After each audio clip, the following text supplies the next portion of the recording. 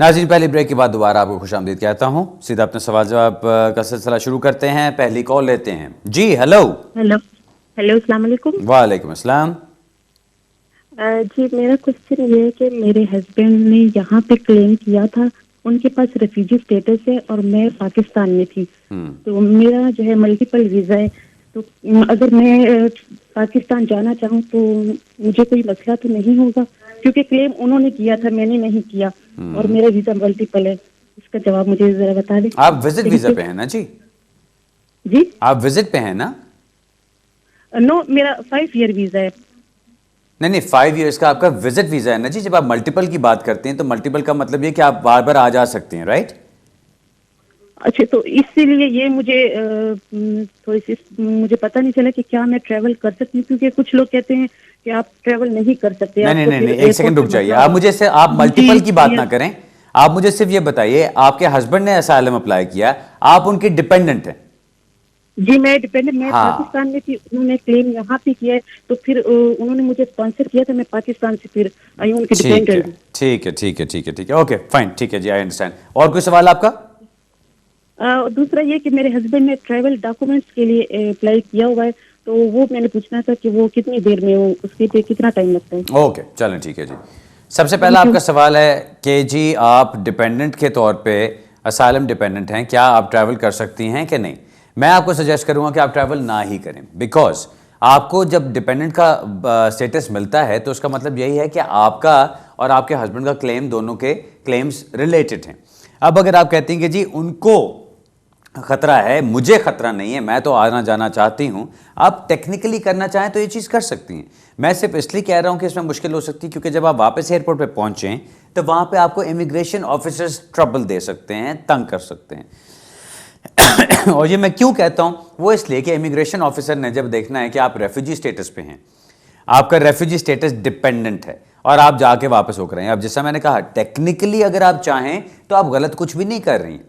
आप कहती जी मेरा हस्बैंड का स्टेटस है, उसने असाइलम किया, उसको खतरा है, मुझे कोई खतरा नहीं है, मैं चाहूं तो मैं जाके वहां पर रह भी सकती हूं, लेकिन मैं यहां इसलिए रह रही हूं कि मेरा हस्बैंड है, हमारी मैरिज है। अब वो अगर यहां पर है तो मैं उनके डिपेंडेंट के तौर पे हूं। सो टेक्निकली आप कोई गलत काम नहीं कर रहे, लेकिन प्रैक्टिकली आपको वहां पे एयरपोर्ट पे वो तंग कर सकते हैं। इसलिए मैं सजेस्ट यही करूंगा कि अगर आप अवॉइड कर सकें तो उसको अवॉइड कर लीजिए। अगर आपका ज़रूरी है जाना तो आप जाइए और फिर लड़ाई के लिए तैयार रहिए कि जब आप वापस आए एयरपोर्ट पे तो आपको लड़ना होगा। जो आपने मुझे शुरू में कहना शुरू किया कि जी मेरा मल्टीपल वीज़ा है, मल्टीपल वीज़ा का मतलब ये नहीं होता कि जी आपका वो विजिट का है या एनीथिंग। नॉर्मली मल्टीपल विजिट के साथ एसोसिएटेड होता है, मैं इसलिए कंफ्यूज हो रहा था। मल्टीपल का क्या मतलब होता है कि आप जितनी मर्जी दफ़ा आ जा सकते हैं उस वीज़ा के अंदर, आप उसको इस्तेमाल कर सकते हैं। एक दफ़ा की सिंगल एंट्री वीज़ा नहीं है, वो मल्टीपल है। सो वो इस तरफ ये फ़र्क होता है, लेकिन वो विजिट वीज़ा के लिए इस्तेमाल किया जाता है, वैसे नहीं। वैसे अगर आपका रेजिडेंस परमिट लग गया है, 5 साल का आपको रेफ्यूजी स्टेटस मिला हुआ है, तो आप जहां मर्जी आए जाए। सिर्फ अपनी कंट्री में जाने में जब आप वापस आते हैं तो वो रेफ्यूजी स्टेटस देख के, पाकिस्तानी नेशनल देख के या इंडियन नेशनल देख के, जहां कहीं से भी आपको असाइलम मिला हुआ है, तो वो आपको उस पर तंग कर सकते हैं। दूसरा सवाल आपका था कि जी ट्रैवल डॉक्यूमेंट्स अप्लाई किए में कितना टाइम लगता है? ट्रैवल डॉक्यूमेंट्स में नॉर्मली 2 से 3 महीने लगने चाहिए, इससे ज़्यादा लगना नहीं चाहिए। लेकिन कई दफ़ा मेरी वो एक्सपीरियंस के बरक्स 3 हफ्ते में भी मैंने ट्रैवल डॉक्यूमेंट्स आते देखे हैं, और मैंने कई दफ़ा तो खैर नहीं, 2-3 दफ़ा ट्रैवल डॉक्यूमेंट्स को 6 महीने से ज़्यादा लगते भी देखा है। सो मैं कोई सेट टाइम आपको इसमें नहीं बताऊंगा, यही कहूँगा कि आप रफली ये 2-3 महीने का टाइम अपने दिमाग में रखिए। ऑलराइट जी, अगला सवाल लेते हैं जी। हेलो अस्सलामुअलैकुम। वालेकुम।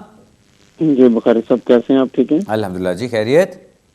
अच्छा बुखारी साहब, ये फैमिली को ILR मिला था, तो मेरा बेटा एक बॉर्न इधर हुआ है, जी तो हम उसका MN1 करना चाह रहे हैं, तो उसके साथ मैं कौन कौन से कागज भेजूं और आजकल उसको कितना टाइम लग रहा है, बस यही है मेरा क्वेश्चन। आप मुझे पहले ये आपने बताइए। कुछ पूछना है? जी मैं पूछने लगा हूँ जी, ILR आपको मिलने के बाद बेटा पैदा हुआ है या उससे पहले? उससे पहले। अच्छा, उससे पहले पैदा हुआ है, ओके फाइन, ठीक है। सो आपका सवाल सिर्फ ये है, चलिए मैं आपको जवाब देता हूँ जी। आपका सवाल ओके, सिर्फ मैं ये टीवी है पे कि सुनता आपका बच्चा यहाँ पे पैदा हुआ और उसके बाद आपको ILR मिली है, अब आप उसको रजिस्टर कराना चाहते हैं एज ए ब्रिटिश नेशनल। उसको रजिस्टर कराने के लिए आपको क्या करना है? फॉर्म आपका MN1 होता है। डॉक्यूमेंटेशन जो उसकी आपने लगानी है वो आपने उसका बर्थ सर्टिफिकेट लगाना है, अपना प्रूफ लगाना है कि आपको मिल चुका है, ILR मिल चुकी है आपकी, और बस अपना रिलेशनशिप प्रूफ करना है, अपनी ILR प्रूफ करनी है, एंड दैट्स इट। इसमें कोई लंबी चौड़ी साइंस नहीं होती जी। सिर्फ ये देखना होता है कि कोई बेसिक किस्म की गलती ना कर दें आप अपनी एप्लीकेशन करने में। एप्लीकेशन को ज़रा देख के फिल कीजिएगा, अपना कवर लेटर देख के भरिएगा, बाकी डॉक्यूमेंटेशन को इसमें लंबी चौड़ी नहीं चाहिए होती। जो बेसिक चीज़ है वो मैंने आपको बता दी, आपने वही करना है। Alright sir. और टाइम कितना लगता है? टाइम इसके अंदर आप एक्सपेक्ट कीजिए तकरीबन महीना 2 महीने, उससे ज़्यादा नहीं लगना चाहिए। आमतौर पे इतने में हो जाता है। मैं जो करता हूँ वो आमतौर पे 1-1.5 महीने के अंदर मैक्सिमम आ जाता है जवाब। ऑलराइट, अगला सवाल लेते हैं जी। हेलो। हेलो, अस्सलाम वालेकुम। वालेकुम अस्सलाम जी। अच्छा, हमने ना ह्यूमन राइट्स का केस डाला था बच्चों के ऊपर। हाँ तो हमारी ये 1 जून को हियरिंग थी। हाँ। तो 1 महीने के बाद कोर्ट से लेटर आया कि उन्होंने हमारी हियरिंग जो अपील है वो ग्रांट की है। हाँ। But within a week हमें होम ऑफिस से लेटर आया कि वो सेटिस्फाई नहीं है जो challenge कर रहे हैं। ट्रिब्यूनल का रिजल्ट से, जी और उन्होंने अपील की अपर ट्रिब्यूनल में। ठीक। तो हमें क्या करना चाहिए? क्योंकि अभी उसके भी 3 महीने हो गए बट अभी तक कोई जवाब नहीं आया होम ऑफिस से। ठीक है। और इस दरमियान मेरी लीगली 10 इयर्स भी पूरे हो चुके हैं। अच्छा। तो मुझे क्या करना चाहिए मतलब? और ओह। मेरे पास कोई ऐसा आईडी नहीं है, प्रूफ ऑफ आईडी, हाँ। आइडेंटिटी के मैं अपना कोई टेस्ट दूं मतलब यूके का। तो मुझे क्या करना चाहिए मतलब? बोल, आईडी आपके पास और क्यों मेरे नहीं है जी? हस्बैंड और मेरे 2 बच्चे हैं वो ब्रिटिश पासपोर्ट होल्डर है। नहीं नहीं, आपकी आईडी क्यों नहीं है? आपने कहा कि आपके लीगली कंप्लीट हो चुके हैं, तो पासपोर्ट किधर है आपका? मेरा पासपोर्ट होम ऑफिस के पास ही है, अभी तक उन्होंने स्टैम्प लगा के दिया नहीं मुझे। ओके, सर पासपोर्ट आपका होम क्योंकि ऑफिस कोर्ट लेकिन से हमें वैलिड है अपील ना? मिल चुकी थी। जी जी, but वो home मैंने office सब ने हमें समझ letter लिया भेजा जी, कि वो वो अपील मैंने सब accept नहीं समझ लिया। करते हैं और उन्होंने फर्दर अपील की है। आप कहाँ की नेशनल हैं जी? इंडियन। इंडियन नेशनल है, सो आपका वो आईडी कार्ड भी नहीं होता। आपको अपने पासपोर्ट के लिए होम ऑफिस से ही रब्ता करना पड़ेगा कि आपको आपके पासपोर्ट की कॉपी दे दें वो। अच्छा। ओके, और वो आपको मिल जाएगा जो आप जाके अपने टेस्ट के लिए इस्तेमाल कर सकते हैं। चले मैं अब आपको बताता हूँ, आप गौर से सुनिएगा जी। इंटरेस्टिंग सवाल आपका इसलिए है कि आपकी अपील ग्रांट हुई और उसके बाद होम ऑफिस ने उसके ऊपर अपील कर दी, और आप उसका इंतज़ार कर रही हैं। अब जो बात है कि आप उस पर क्या कर सकते हैं, तो अब ये गेम आपके हाथ में नहीं है जी। आपका कुछ करने वाला इसमें नहीं है। आपने जो करना था आपने कर लिया। आपने अपना केस तैयार किया, आपने वो केस अपना रिप्रेजेंट किया कोर्ट में जाके, और आपने केस जीत लिया। So your job is done. अब आगे से होम ऑफिस ये कहता है कि जी जो जज का डिसीजन है उसके अंदर उसने कानून को अप्लाई करने में कोई गलती की है, जिसको हम एरर ऑफ लॉ कहते हैं। अब अगर वो ये प्रूव कर सकते हैं कि it is a material error of law, जिसका मतलब ये होता है कि भाई गलती तो कर दी उसने, लेकिन वो गलती ऐसी है कि जिससे कानून जिससे केस के आउटकम पे फर्क पड़ रहा है, यानी केस के रिजल्ट पे फर्क पड़ रहा है, तो फिर उस बेसिस पे वो उसको चैलेंज कर सकते हैं अपर ट्राइब्यूनल में। अब उन्होंने चैलेंज किया, अब उसको कोई जज देखेगा, वो जज देखने के बाद फिर फैसला करेगा कि क्या वाकई आर्ग्यूबल केस बनता है कि जज ने इसमें कोई गलती की है। अगर उसको लगता है कि हाँ इसमें कोई गलती नजर आती है, तो वो परमिशन ग्रांट कर देता है कि परमिशन आपको देता हूं मैं कि आप अपर ट्राइब्यूनल में आके अपील कर सकते हैं।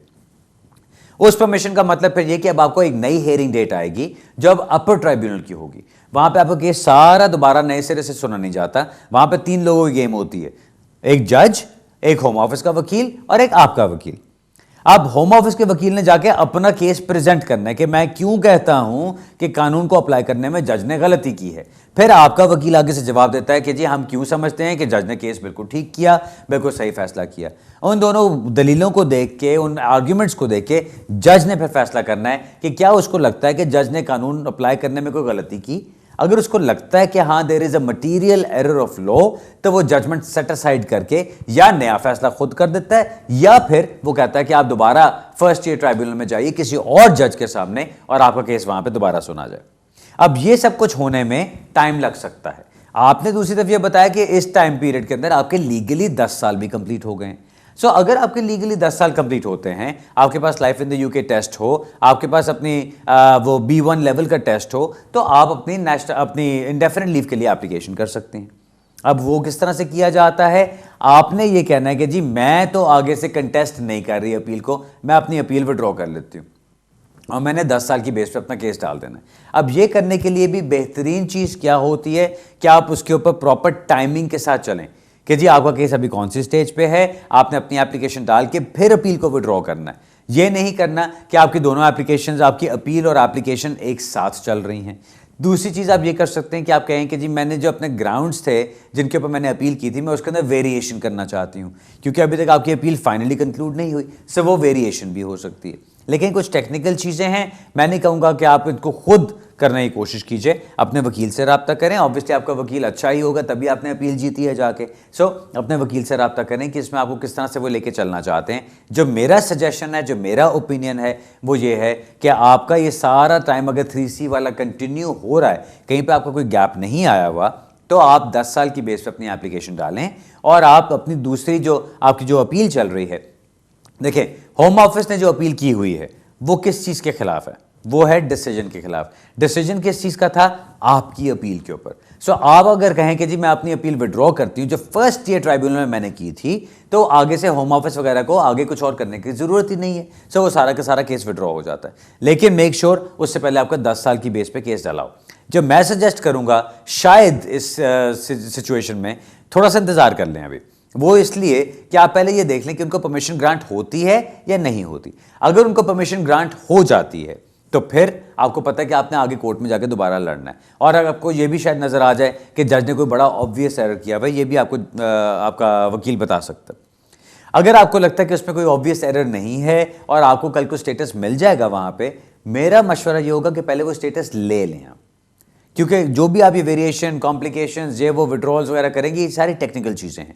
अगर आपने कहीं पे एक कदम गलत रख दिया तो कल को आपको इसका बहुत नुकसान हो सकता है।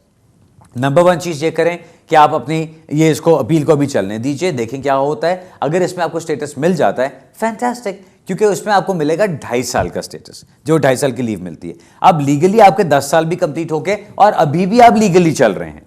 सो जैसे ही आपको वो 2.5 साल की लीव मिलती है, बेशक अगले दिन जाके आप 10 साल की बेस पे अप्लाई करें और इंडेफिनिट लीव ले लें। वो मेरा ख्याल है आपके लिए एक ज़्यादा साफ सुथरा और सेफ तरीका है, बजाय इसके कि आप कॉम्प्लिकेशंस में जाएं कि जी मेरी टाइमिंग क्या होनी चाहिए अपील विड्रॉ करने की, मेरी अपील है भी कि नहीं है, होम ऑफिस को कैसे मैनेज करना है, और फिर मेरी एप्लीकेशन कब सबमिट हो रही है, उसकी कौन सी डेट होनी चाहिए, उसके टेस्ट का आपका मसला है। ये सारी चीज़ें रोकने के लिए मैं आपसे कह रहा हूँ बेहतर है कि आप इसको इस तरह से कर लें।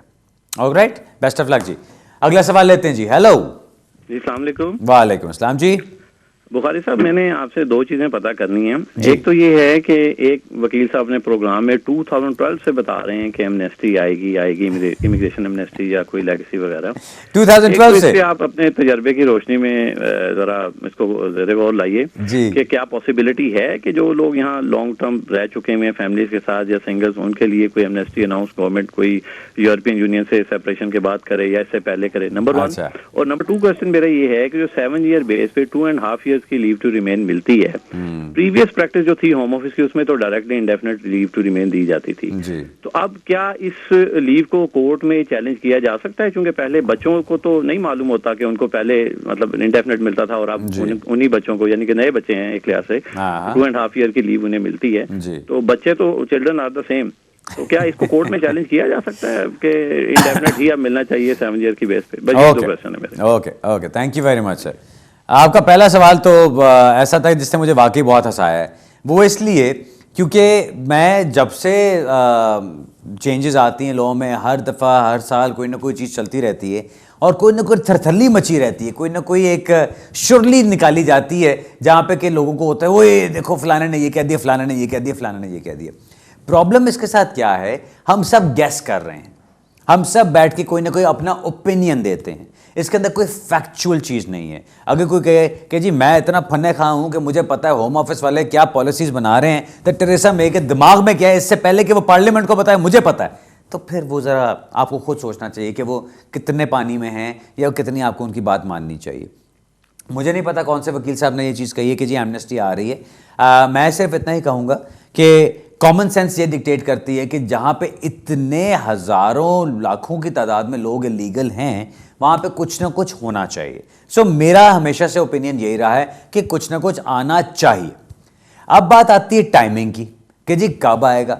आप देखें लास्ट जो उन्होंने लेगेसी का प्रोग्राम अनाउंस किया था वो 19 जुलाई 2007 को अनाउंस किया था, जिस चीज़ को 9 साल गुजरने को आ रहे हैं, 9 साल से भी बल्कि ज़्यादा गुजर गए हैं। सो अब इतना वक्त एक चीज़ को क्यों गुजर गया है? क्योंकि अब वो वक्त नहीं है कि आप एमनेस्टी अनाउंस कर दें आराम से और बस सबको दे दें स्टेटस, और आपको गवर्नमेंट की तरफ से या आपको लोगों की तरफ से जो वैसे जनरल पब्लिक है उसकी तरफ से कोई आपको फेस ना करना पड़े, कोई म्यूजिक ना फेस करना पड़े।